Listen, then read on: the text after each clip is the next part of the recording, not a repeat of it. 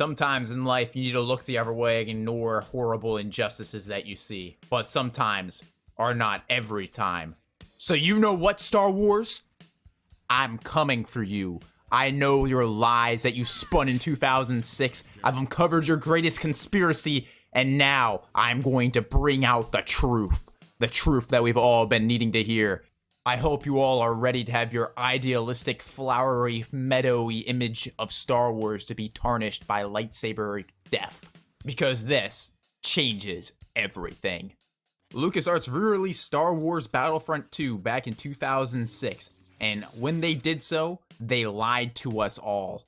On the front of the box, they put this statement: the best-selling Star Wars game of all time. This same statement was on the front of Star Wars Battlefront 1. And at the time when this version of Star Wars Battlefront 2 came out, it was not true. On the back, they had to clarify that it was only true as of March 2006 in the United States and Canada across all platforms. So, literally, when they knew it, they knew it was not the best selling Star Wars game of all time. Like, what? You're releasing a game and putting it on the front and be like, yeah, well, eventually it will. You know, eventually it'll be Star Wars Battlefront 1. And, you know, it did. But there was a moment when it released that it was not true. And that kind of thing just boils my skin. Like, it starts bubbling and all that, and it just ain't good.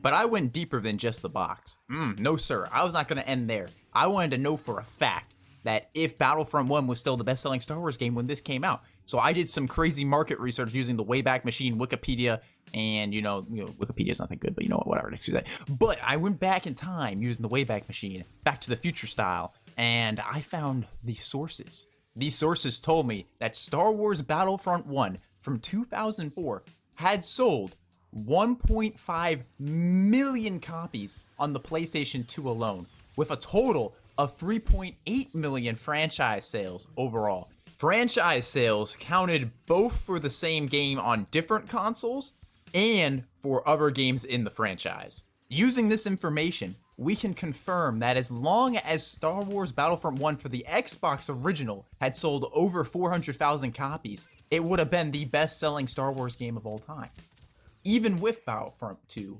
in competition.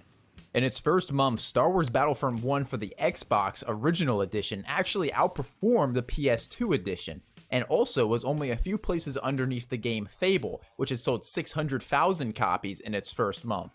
Unfortunately, there's no raw data that proves effectively that Xbox edition of Battlefront 1 did sell over 500,000 copies.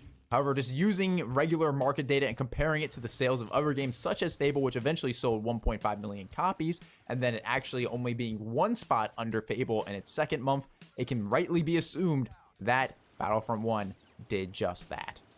Unfortunately, economics is more complicated than just how many copies of a game were sold. It also includes the price of the game.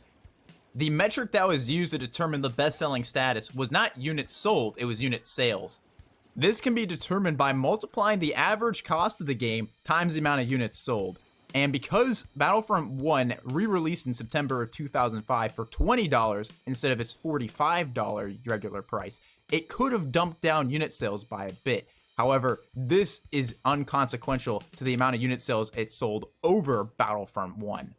The list that ranked the top 100 games of the 2000 to 2006 console generation put Star Wars Battlefront 1 at 31st place and was also not based off just units sold, but unit sales, meaning that at the time of July 2006, Star Wars Battlefront 1 was still outperforming Star Wars Battlefront 2.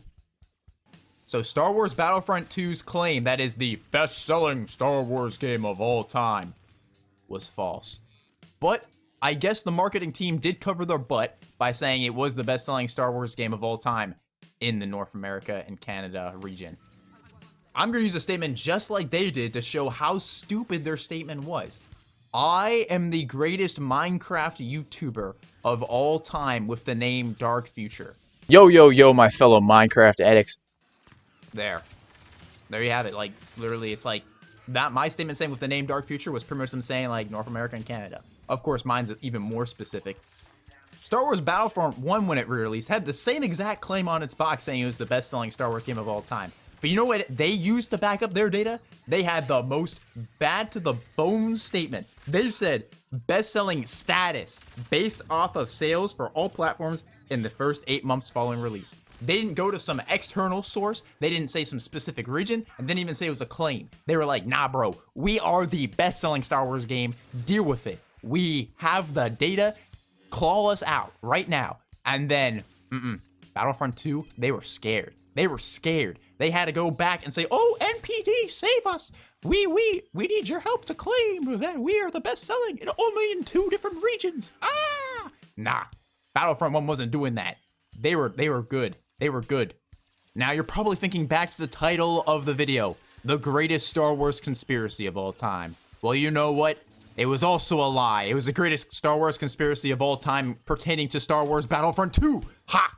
Deal with it. You were just lied to like I was. Feel my anger. And you know what? That wasn't even the end of all the misadvertisement and anger that I feel from this. Star Wars Battlefront 2 on the back of its box also claimed that for the first time, you can play multiplayer mode. You know what game also had multiplayer that was online? Star Wars Battlefront 1. Yep. False advertising all over again. So what makes any of this matter? This game happened. It's gone. You know, Star Wars Battlefront 2 did become more selling than Battlefront 1. But you know what? It matters to me. It matters to me. I find whenever I look at these game cases and them both saying that they're the best-selling Star Wars game of all time, I'm thinking, I bet at one point it was a lie. And you know what? I was right. I was right. That's what it's all about. I was right. They were wrong. They lied to us, even though they used a really like wiggly way, like, oh, actually, we said the truth. But no, they didn't say the truth. They were lying. When you say best-selling Star Wars game of all time, I mean you to mean it overall, status, not claim. That's the thing. That's the word that separates it all. That's it. All right, that's the video. Yeah, you clicked on it. It's your fault. But then again, you probably were entertained by this, and then you learned something. That in order for Star Wars Battlefront 2 to actually become the best-selling Star Wars game of all time, even though it was a better game, because Star Wars Battlefront 1 was kind of dog doo-doo in some areas, but good in other areas because it had a better map, best in platforms. But yeah, that's it. That's the video. Star Wars Battlefront 2. It lied to you. Bye. Here, Kai is going to battle Boneseye.